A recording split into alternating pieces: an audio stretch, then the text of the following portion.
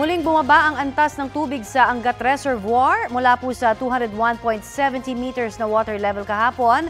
Nabawasan po ito ngayon at naging 201.48 meters na nga lang ayon po sa Pag-asa.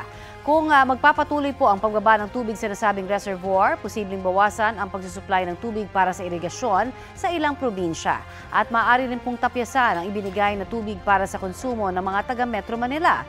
Bumaba rin ang water level sa Lamesa, Ambuklao, San Roque at Pantabangan reservoirs. Tumaas naman ang tubig sa Binga, Magat at Caliraya habang walang ipinagbago ang water level sa Ipo Reservoir. Ngayong pong Lunes, magpapatuloy ang matinding init at alinsangan dahil sa umiiral na easterly sa buong bansa ayon sa Pag-asa.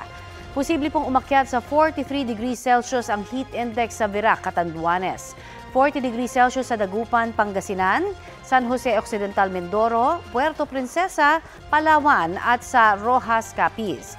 Dito po sa Metro Manila, posibleng umabot sa 37 degrees Celsius ang heat index sa Pasay. Nitong Sabado, naitala po ang napakainit na 47 degrees Celsius na heat index sa Virac, Catanduanes. Delikado na po yan at baka ma-heat stroke ang sinumang magbabad sa ganyang kainit na panahon. Halos buong bansa naman ang makararanas ng maayos na panahon ngayong pong araw. Mababa ang tsansa ng ulan maliban po sa ilang lugar base sa rainfall forecast ng Metro Weather. Kapuso, para sa mga maiinit na balita, mag-subscribe sa GMA Integrated News sa YouTube.